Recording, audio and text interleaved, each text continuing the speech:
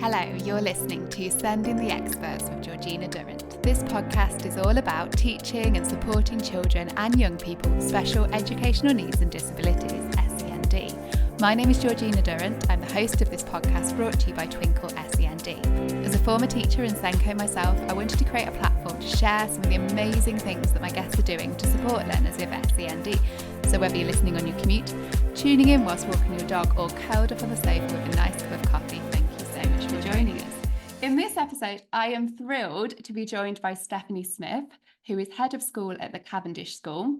Stephanie has over 10 years experience working in and alongside the autistic community across mainstream primaries, secondaries and special schools. Before becoming head of school at Cambridgeshire's first state-maintained special free school provision for autistic students, the Cavendish School, Stephanie was a leader at an academy in Peterborough, where she taught and worked with autistic students aged 4 to 16. As head of school at the Cavendish School, Stephanie works with all students and their families to create a safe and nurturing school environment so that students can achieve their potential and thrive as independent, emotionally and socially confident young adults. She is here today to discuss creating an inclusive school environment for all autistic children to thrive in, which I know is a really important topic and one I've been really excited to speak about. Great to have you on the podcast, Stephanie. How are you? I'm doing really well. Wonderful. So tell us more then. I've touched a little bit on the Cavendish School, but I'm sure you've got more to say than what I've summarised in a sentence. So tell us all about the Cavendish School. I suppose the only way to sum us up is really that we are a celebration about being autistic, and it is about enabling the children to leave us and be adults who thrive in the world. There's so many rhetorics that you hear that are not necessarily about celebration, but they're about awareness. And actually there's more to it than just awareness. It's about celebrating who you are, accepting who you are and being proud of that, and that's essentially what we're all about. That is wonderful. Oh, I love it. So there's loads of different, I've been looking into your school and it's really, really cool. There's some really interesting things that I'm sure people will be super interested to find out about. If we start with the building, because was it purpose built for autistic learners? Is that right? It was. So the plan always was that it was going to be for these children who found mainstream life overwhelming, and they still wanted to be in education. They still needed that education, but just life in mainstream wasn't quite right for them. So they were always at the heart of what the building was going to be like. Wow, that's fantastic. And what features did, when they were designing it, when you had an architect, and I'm quite interested in architecture and that side of things, but so what features did you put in place? Did you speak to the architects and say, we need this, this, this and this to make it more inclusive of autistic learners? So I suppose one of the kind of big things is just the way that the building is laid out. So the corridors are wider than would be needed for this number of children. The ceilings are lower, so there's not all of that big echo. We do have a large 2-story ceiling in our dining room, but we've taken account of that by putting up acoustic boards around the outside, so that they have that open, lovely feel that you can get from a large space without the sensory difficulties that come with it as well. That's so cool. I love the idea of the wide sorry, I'll interrupt you. I love the idea of the wide corridors, because often when you're walking from lesson to lesson for autistic, is that the reason for autistic children, when they're walking from lesson to playtime, or if it's lesson to lesson, if they're in secondary, it can be quite, people moving past them, quite busy, quite a sensory overload almost. Yeah, it can. And you've got the children for whom being with lots of people close by is really uncomfortable, being touched is really uncomfortable. So knowing that you've got enough room to pass somebody without you coming anywhere near each other is important. But equally so is it important for those children who just don't quite know where they are in space, so they need to touch and walk along and touch the walls in order to be able to just understand where we sit within the space. So it allows for both kinds of learners to be in that space together. That's cool. And I love the lunch hall, because I know when we've spoken on previous podcast episodes, people have said about autistic students in particular, it always goes back to the lunch hall being the really tricky part of the day almost in mainstream, because it's just such a noisy, sensory wise, it's noisy, it's smelly, often in a nice way, sometimes not so much. But there's lots of different smells. There's like people squeaking the chairs, like acoustically, it's a bit of a nightmare, isn't it? So you've got what did you say? You've got, so the high ceiling still, but you've got acoustic padding at the sides. Yeah, so you can just see it in the top of the frame up there. That is one that's in my office, because equally the children come in and out of offices, so it can't just be in classrooms or the dining hall. And they're just little boards that dampen down the sound. And actually, when the space is empty, they don't manage it quite so well. But the more people you have in there, the more they're able to just deaden the echoes, and it takes the harshness away from the noise. That's really cool. So what other features, because I interrupted because I got excited about widened corridors. Okay. One of the things that we're really lucky to have is lots of different regulation and relaxation spaces that are sensory spaces.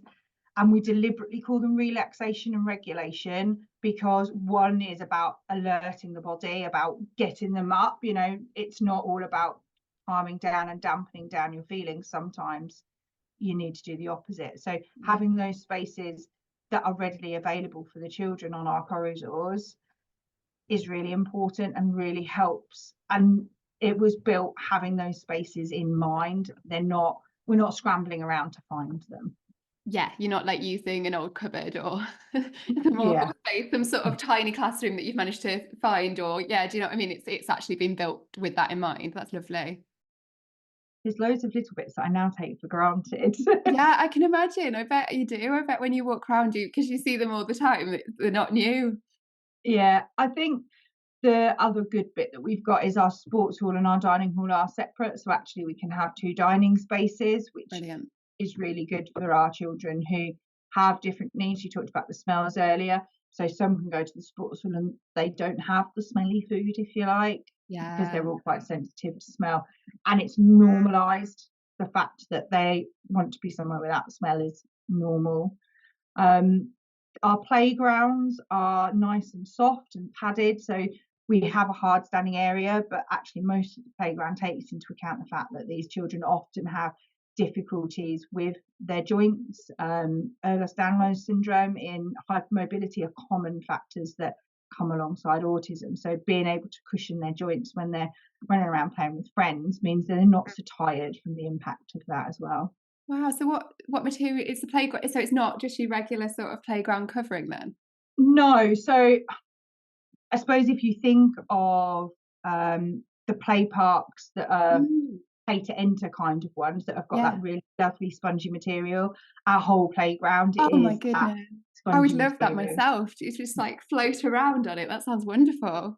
Yeah, no, it is really good. And we have the forest school area and we have a forest school classroom. So if it's really wet and horrible and the children aren't able to manage, they can still stick to their routine, still have that session, but have it in a different space. It sounds fantastic. It really does. But there's obviously going to be Senkos and teachers listening and head teachers who are listening and thinking, this is wonderful, but I've already got a school and I can't build a new one. And they can't make some massive building changes to their existing school unless, they're starting from scratch. Do you have any suggestions of like smaller things they can do that can make a huge difference to their autistic learners in school? So I suppose the biggest thing is to just have an open mind. And sensory equipment nowadays seems to come at a premium, a bit like when your wedding is in the summer and you mention the word wedding and all of a sudden everything costs twice as much. Yeah, it's the same these days for sensory equipment. So keep an open mind. Blue tack can be just as good for a child who needs to fiddle in a classroom as a fidget or something else, but also normalising the use of those. And when you'll see inclusion better, because the other children will see it as normal and that it's okay, and then that will move into businesses. They will see it as normal and okay. That's such a good point. Yeah, because if you're making changes now and students are seeing that there's like we're making it more accessible and inclusive and we're doing different things, it just shows them that that's important for when they're older and for when they're working with autistic adults. And yeah, I love that. That's a really good point. What about, so you said you've got that board behind you and I can see it in the corner now. I've been looking at it. That sort of acoustic board. So do you have them in all the classrooms? We do, yes. All of the classrooms and all of the big main spaces. So the dining hall has it, our sports hall has it. We have some in our life skills flat that we've got upstairs. they're not in adult only spaces like the staff rooms, so they're not that lucky, but any spaces that are used by the children do have those boards in them. That's fantastic. And do they just look like, is it almost like a picture in the background, just like on the wall? Yeah, well, it's a bit like a blank picture, and it's soft, and we've picked some lovely muted colours. Oh, I like this, we can have a look. Oh yeah, fantastic. Yeah, so you wouldn't even know what it was if you just think it was just some trendy artwork. Yeah, and it does just look like decoration. So, yeah. Oh, that's fantastic. It makes a huge difference. What about lighting in the classrooms and in sort of the school in general? Is there anything that schools can take into account with lighting? We've gone for as much natural light as possible, because the lighting can be distracting. Our lights aren't old-fashioned fluorescent lights, so you don't have that hum, so that noise in the background. Thinking about inside the classrooms and lighting and things like that, all of our classrooms do have temperature control. So actually our learners learn better when it's slightly cooler. And it's probably the same for most children, but definitely for our learners. And so the ideal temperature, we can maintain that temperature in the classrooms. Oh, that's so cool. Yeah, because I know, well, I'm just thinking of was it last year or the year before when it was really hot in the summer term for the children? I'm just thinking in classrooms when it got so hot, it must have been nice for you guys. I mean, that was difficult because we don't have the air conditioning and that temperature control in the main building and in the regulation spaces, but the classrooms themselves were okay. Yeah. Brilliant. What about colours? I read somewhere that you don't use red, is that correct? That the colours in, I know it was really intrigued. I purposefully not researched why no red, but so I can ask you and find out afresh. But there's something I didn't know was not to use red. So tell me. So essentially, being involved with the building, one of the things that they said was, what colour do you want? What do you want for this and that? And I was like, now is the opportunity for me to make a really informed decision. And there's lots of research out there around autistic learners and actually how they feel, and then autistic adults as well, being in spaces with certain colours. And whilst there wasn't an awful lot that was really secure around what worked well, one of the things that it did say, and was backed up by multiple papers, was actually they all said red made them feel uncomfortable, it heightened their emotions and just made them feel less safe. And probably because all around them and all their life, red has been used to denote danger. Yeah. And so one of the things that we did was say, well, let's just have a school without red. It's not that there's no red anywhere, but there's no red walls, there's no red carpet, none of the furniture is red, and we ask that the children don't wear bright red so that trigger isn't there. Wow, I'm learning so much. This is brilliant. And then you've mentioned as well, you've got this life skills flat at the top of your building. Tell me about that, because that sounds really cool. So when the building architectural design came through, it was one of the things that was included when I became involved, and we've developed it really so that it's something that removes one of the barriers to further education, I suppose, in that there's so many children who are academically able, like my children that are here, who then choose where they're going to go for university or what they're going to do when they leave education based on their life skills, not based on their academic skills, but based on how comfortable they feel knowing how to run a home, knowing how to be independent. So if we want to really live our values, we need to give them the skills to do that. So the flat is there, and our sixth formers are going to build that, and they'll go out and they'll shop, and then they'll decorate it, and they'll set up their own Wi-Fi, so that actually that premise of when they were to go into halls, if they wanted to go to university or when they want to live on their own, they've experienced it once before in a way that's supportive and not quite so scary, because they really are going home at the end of the day, they're not living in it. But the other kind of side that it really does is give the children a place to go to feel comfortable and safe when school is just feeling a bit overwhelming, because these are children for whom school has been overwhelming for a long time. So we've got hamsters in the flat, and the children go and visit them, and they'll just go and sit normally in the bedroom area and just have a stroke at the hamsters, and it just makes it feel like a safe environment. If they've got hamsters. What a Dr. brilliant Nigel. It's fantastic, and such a good way of thinking about it, not just thinking about academics and thinking, you know, what else do these learners need, and thinking how can we, instead of just having a life skills lesson where they're just being taught something, actually doing it, like you say, setting up the Wi-Fi and stuff. It's a brilliant suggestion. It's brilliant. I think it's just, we forget that we have to do both sides, because we learn too much incidentally when we're not autistic or neurodiverse from being on time because the secondary alarm went, and the expectation is that you get to the classroom, or that you'll just pick up how to set up a Wi-Fi because you'll think to go and Google it, or whatever it is. These guys just need to have experienced that and been given the tools to do that, so that those barriers are gone and they get to be everything they should be. Yeah, brilliant. So the other thing you mentioned is you've got sensory rooms and you've got inbuilt things for that. If there was a school, and I know lots of schools have got sort of sensory areas, or they've got like a sensory den, but I know schools are moving hopefully to wanting to have more of a room or an area, a bigger area for it. If they were wanting to create sort of a purpose-built sensory room in their school, how do they start? What would your advice be for that? And what's the value of a sensory room, and when should it be used? Because I know sometimes they're used incorrectly, often when a child is already at the sort of dysregulation point, when really it should be used a little bit earlier perhaps. So if we go when they should be used, hours are open all of the time, and the children are just encouraged to go when they need it. Yeah. And it might be when they first come to us, oh, there's an exciting room, let's spend lots of time in there and not in our lessons.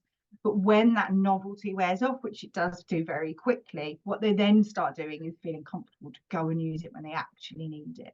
So you might have to take a little bit of overexcitement in the beginning, and remember that's okay. Yeah. It won't last forever. Building one, think adaptability. Think about who you've got now and who you might have in your school, so that what you're not doing is constantly having to put lots of money in it and constantly spending time reinventing the wheel.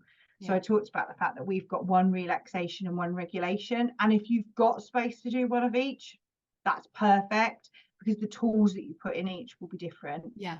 But if you don't, think about how you can put them together in the space, but the child can be directed to which one they need, whether that is this half of the room has got calming stuff in it, you can turn the lights off, pull a curtain across and feel on your own, and you can take all the sensory input away.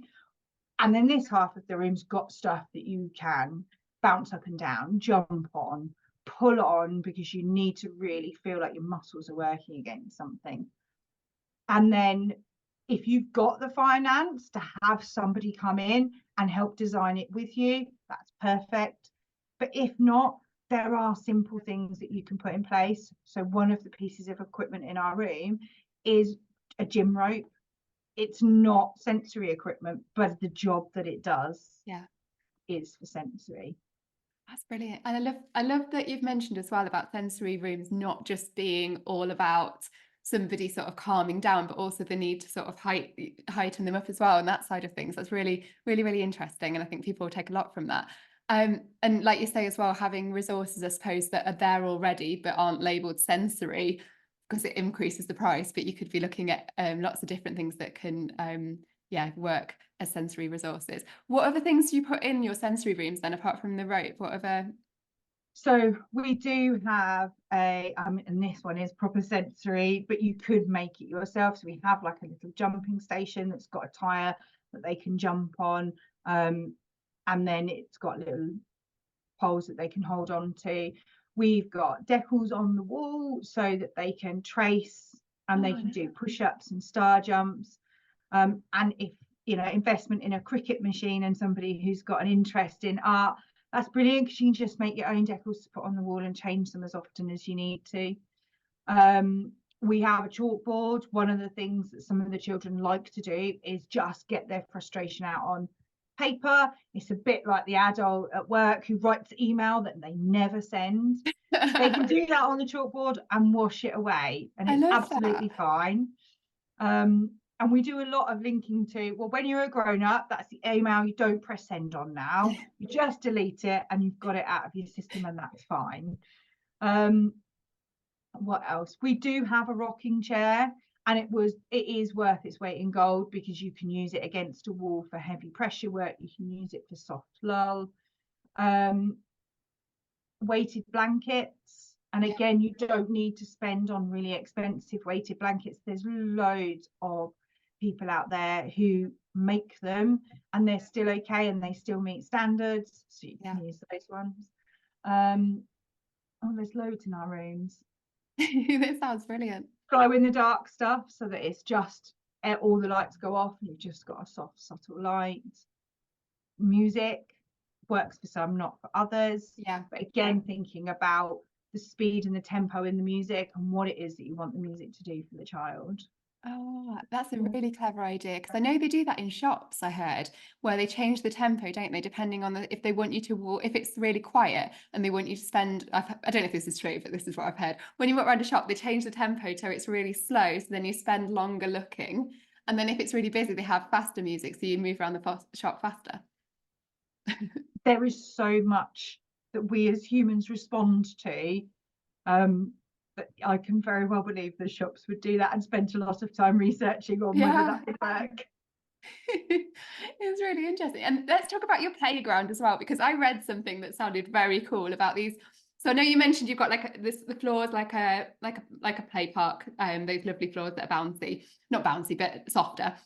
But I read something about you providing recycled trainers, which I wanted to know about. Apparently that was a good, again, I haven't researched it purposefully because I was excited to find out. For us, the sustainability element to it was brilliant. So that soft squidgy playground has been made out of recycled, and I don't know why, but specifically told me it was recycled Nike trainers. No way. It will be the soles of, when you put in the clothing banks and the shoes aren't able to be used, they can take the soles, they grind them up and clean them, and then use them to create the floor. Wow. Oh, I thought you were going to say they were wearing these recycled trainers. That makes a lot more sense, because I was thinking, I don't understand this. That is brilliant. So they've actually, the material is made from recycled trainers on the playground. That is fantastic. I love that. And I know you're passionate about school attendance as well, which is a really topical issue at the moment. It's all over the press. They keep talking. I think they're even talking about it today. I saw on BBC 5 Live, it said they were going to talk about school attendance today, often from a different angle to probably how our community talks about it, from a more sort of punitive angle, I suppose, than was thinking about how children are finding it difficult to attend school and how we support them. So presumably you're getting a lot of children who have come to your school who've originally found it difficult to attend, might have had emotional-based school avoidance. What are you doing as well to help these children, as well as your existing children who find it difficult to attend school? What's your way around this? So for me, it's the why. And as a parent of a special needs child myself, I'm on all of the forums and social medias for the parent side of things, and you see things like Not Okay in School who post like just going on a reduced timetable doesn't fix anything, and they're absolutely right. It is all about why. And it could be that, is it just too busy first thing in the morning, and when they're tired and they're waking up and they're coming in, that's too much. And so do you just need to come in a different way? Do they just need to come in a little bit earlier or a little bit later? And that often gets undersold as a big, huge barrier for the children. For us, a big thing has been about relationships. So we've had one young person who had struggled for years and years going into school, but was adamant, I want to be in school and I want to do well. But it was about trusting the people they were around. So we spent time going to their home and getting to know them in their safe space, so that they weren't being asked the one to give the trust over first. We gave that over to them and said, we're trusting in your space, let's build a relationship together.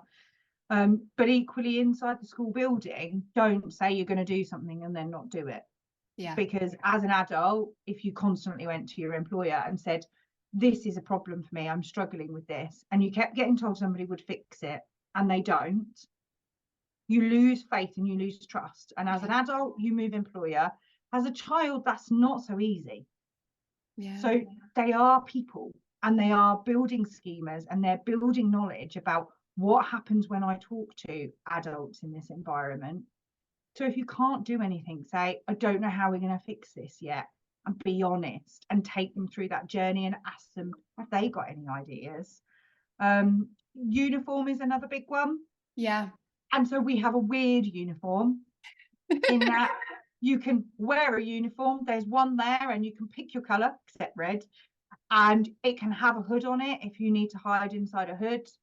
And if you want to wear that, and school trousers and school shirts, you go for it, it's there. But equally, if that's one of the reasons you can't come to school, because you need to be in comfortable jogging bottoms and you need to be in your safe sweatshirt, then come to school in your safe sweatshirt and your jogging bottoms.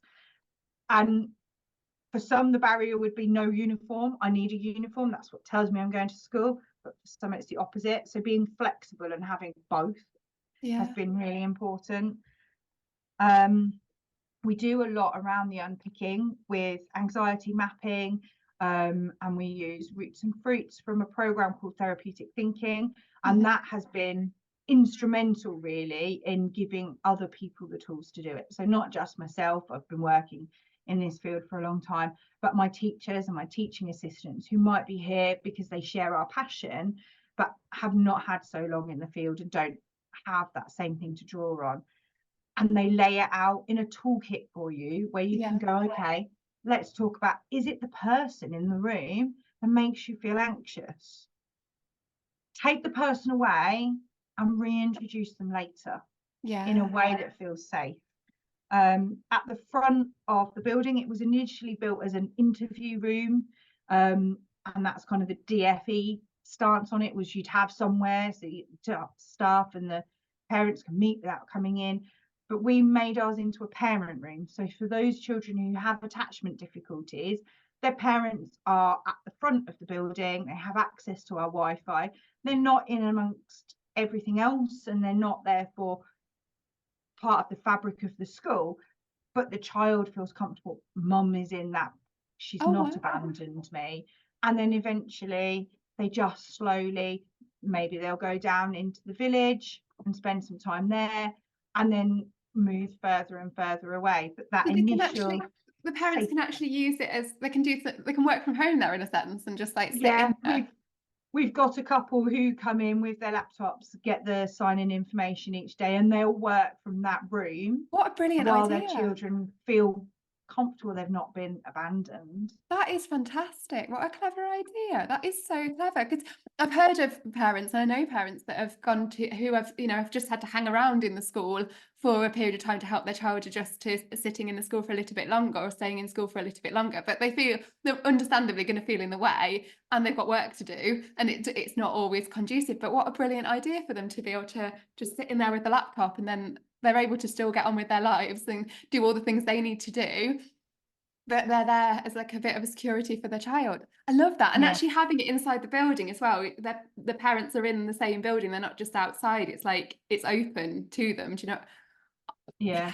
And ultimately these parents will have gone through a lot with their children, so they need to have a place that feels warm and welcoming, but also in giving them the opportunity to go back to work. So many of our parents, one of the first things they've said is, you let the children know that you're going to go through the crisis with them. If they are struggling, you are there and you are always going to care for them, and you're not going to get angry or you're not going to give up on them.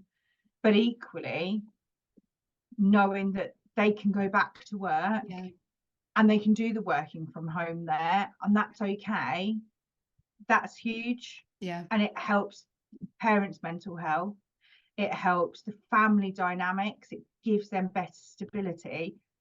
What better way for a child to feel safe than knowing that their parents feel safe?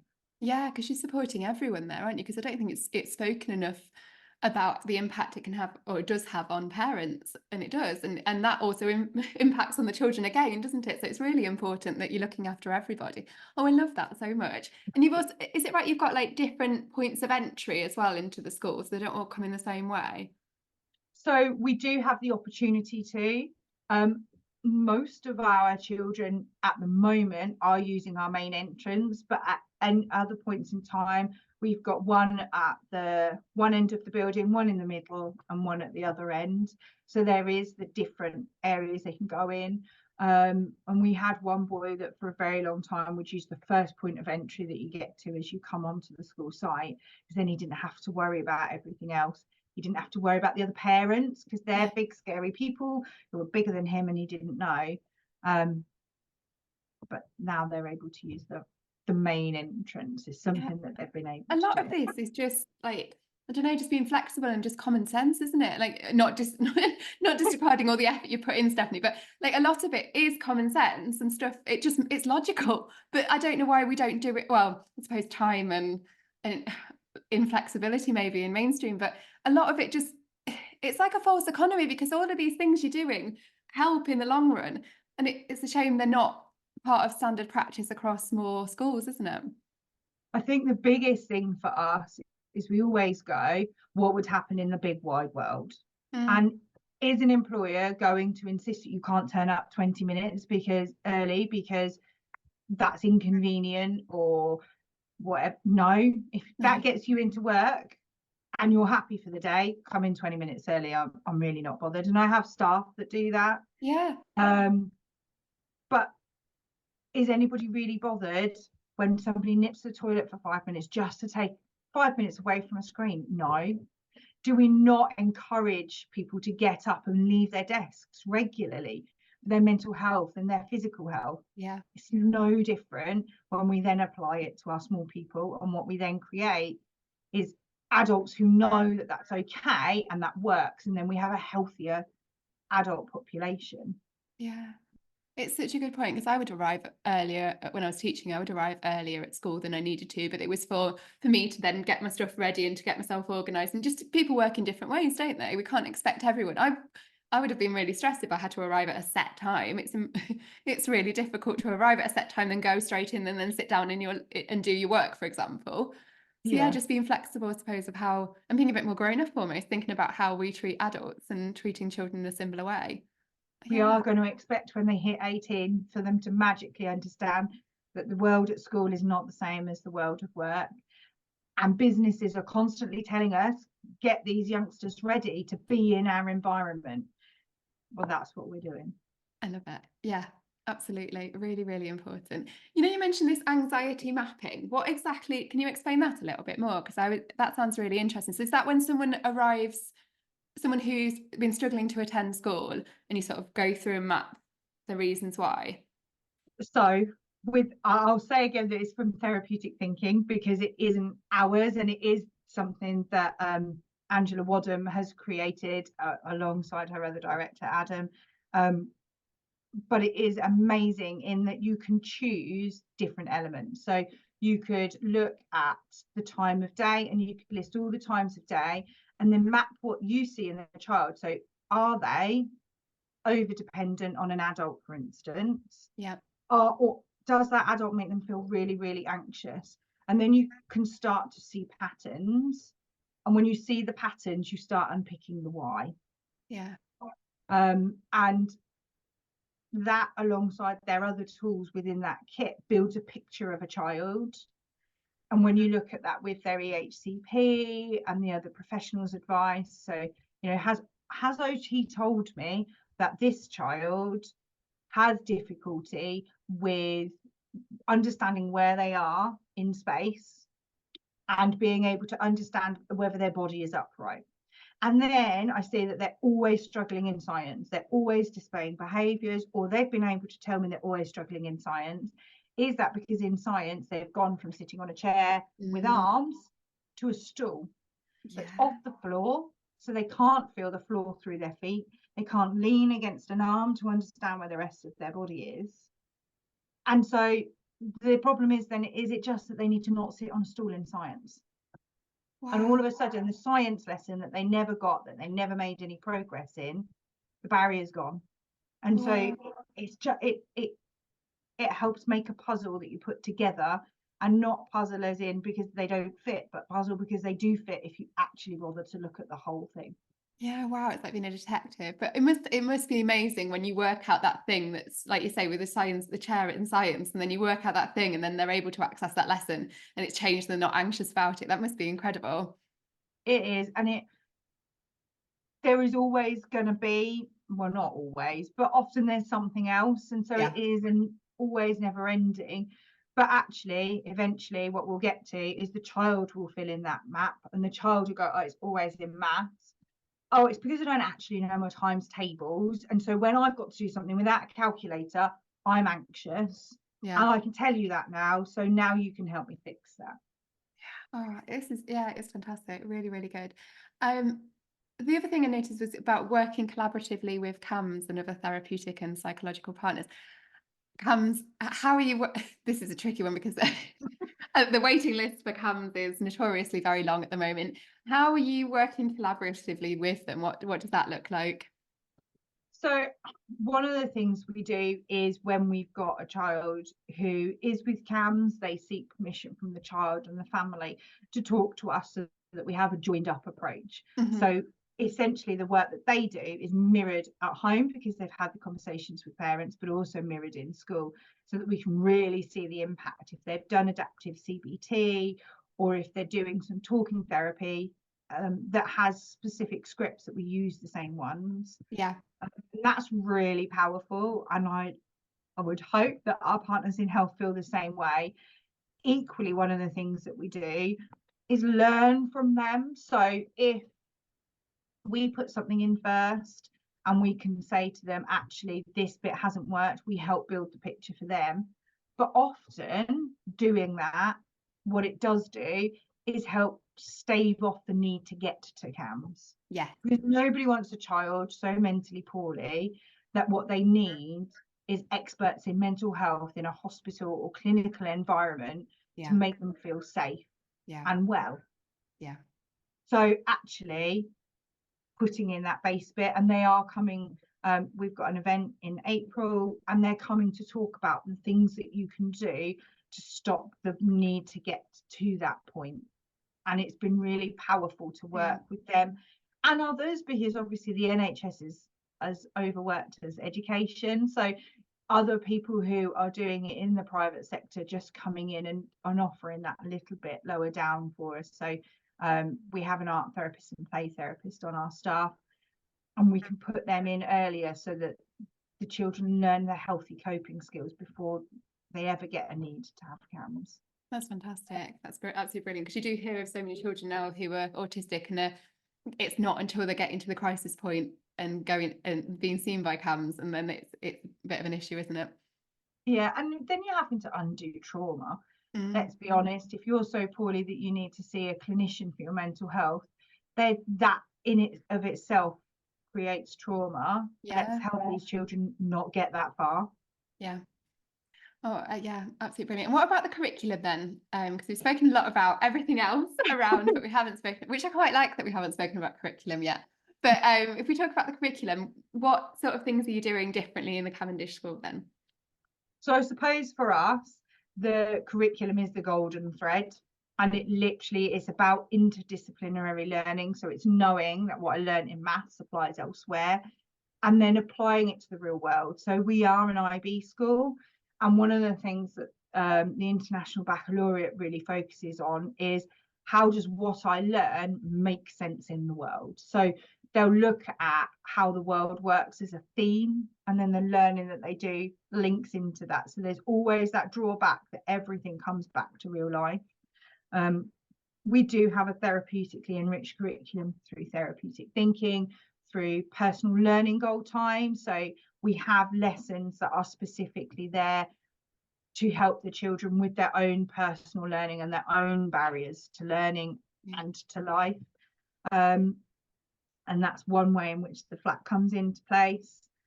We do use the zones of regulation to help the children understand, and it's really important, and I'm a great advocate for red zone is not bad. Yes. Red zone just is a state of how you're feeling. Yeah. And I know that's something that kind of gets a little bit lost, and I'm sure that Leah Cooper didn't want that, but actually red has a place in our lives, and if I didn't get paid at the end of the month, I would be cross with my employer, and I would use my red zone feelings to tell them that I deserve to be paid. And so let's not teach that red zone's wrong. Let's just teach the strategies to help us feel better. Yeah, that is a really good point. Sometimes you do need to be in that red zone, don't you? Like you say, you need that fire. You need that sort of that motivation to correct something. Yeah, I mean, in theory, that's what our politicians get into politics for. Yeah, because they've gone into the red zone and they want to make life better. So there is a place for it. And then we touched on it before, just an integrated behaviour curriculum, not expecting that because a bell's gone, a child knows that means I need to be on time for the next stage of my day, but actually explicitly teaching those things, explicitly teaching some of the social rules. And that is not teaching them to mask and not be who they are, but helping them make sense of the unwritten stuff that goes on in the world. So there's a great TikToker. I do not know her name, which is really bad. Maybe I should find it out. And I watch her all the time. And she looks at it and she says, the neurotypicals, we need to remember that not to hurt a neurotypical's feelings, because they've said, are you hungry? And what they really mean is, do you want to get dinner with me? You need to tell them that they need to stop having all these hidden messages, because nobody's going to understand, and we must remember not to hurt their feelings. But just the way that it's flipped on the head, as in, let's teach them that often when people say, are you hungry? They're not actually asking if you're hungry. So that they don't then sit there feeling like I've missed something. Because they know what those different things mean. Or when idioms are used all around the world and they're used in all forms of media, what does it actually mean?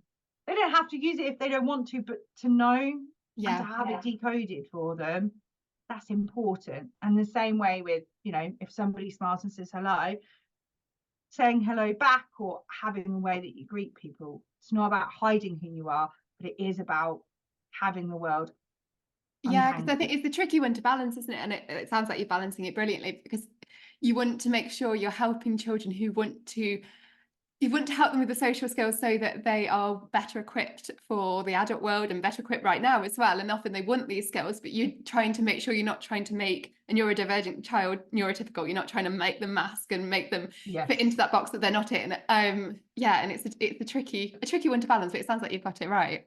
Yeah, well, I mean, it's like the age of this person will have 3 friends by the end of the key stage that you often see in an EHCP. And my first question whenever I see it is, do you want 3 friends? Yeah. Do you want 3 friends by the end of term? If you do, we'll help you with the skills and we'll help you understand what they mean and what they're saying. And if you don't, we'll give you a space where you can sit and read a book at lunchtime. Because you just want some time to yourself. Yeah. Oh, that is brilliant. Yeah, because you're so right as well. You've got to think about what they actually want, and if the EHCP goals are actually in line with what is right for them, because they might, like you say, be quite happy to have one proper friend and read a book and do some Lego, do whatever they want to do during that playtime. It might not be that they want to have 3 friends. 3 friends could be quite hard work. No, I remember working with a young man, and he'd had this same target in his EHCP for about 4 years. He was in year 11, so he was nearly 16. He was choosing his next stage of life. And it was in there. And I said, what are we going to do about this? And he said, Miss, I don't want friends. I've got my family. They are who I choose to socialise with. They are who I want to be with. I'm in a school because I have to be in a school. These are not people I want to be friends with when I leave school. Do you have to make me be friends with somebody before the end of the year? And we were like, no, we really don't. He said, I'll have colleagues at work. You've taught me how to interact and understand what they mean. He said, you've taught me what I need to do to be comfortable in that environment. They're not going to be my friends. I have my family that I socialise with. And he did come from a lovely extended Italian family. So for him, it just was nonsensical. Yeah, it doesn't make sense. If you think about it again, I know we've spoken a lot about adulthood and the differences between how we're treating children in school to how we're treating them in adulthood. But again, if I was told at work by the end of my first year at this new job, I had to make 3 friends. What if I don't like them? What was it? Do you know what I mean? What if they're just not my cup of tea? And I've got to go and socialise with them. I've got to make all these efforts with them. What if I've got friends at home, like you say, or if I've got people I prefer to hang out with and I'm just there to do my job? Yeah. Is that a bad thing? And it's not, is it? We all want to live our lives the way we want to live our lives, as long as we are, you know, within the social norms, we're not breaking the law, etc. That is our choice. Yeah, absolutely. Oh, this is brilliant. Been really, really useful. Do you give us some links then? Because I'll put them in the show notes. So anybody who's listening to the podcast, if you scroll down on your phone or wherever you're listening, you'll see show notes with links that I'm going to put in. And if you're watching us on YouTube, there down here are the links. So where would you like me to link to? Do you want me to do a link to your school? Yeah, so you could link to our website, and we do put information on there about our curriculum and the tools that we use. We've got a Facebook page, Instagram and Twitter. Fantastic. So any of those would be lovely. Oh, thank you so much. It's been really, really useful. I've really enjoyed listening. Thank you. Another absolutely brilliant guest with some fantastic strategies that she's shared with us. Do have a look at the links to her social media, etc., which are below in the show notes. Then have a look at the resources that we've linked to in the show notes as well that are related to this episode. Thanks again for listening to Sending the Experts with me, Georgina Durrant. Please subscribe to the channel, tell people you're listening or watching, and help us spread the word about the podcast.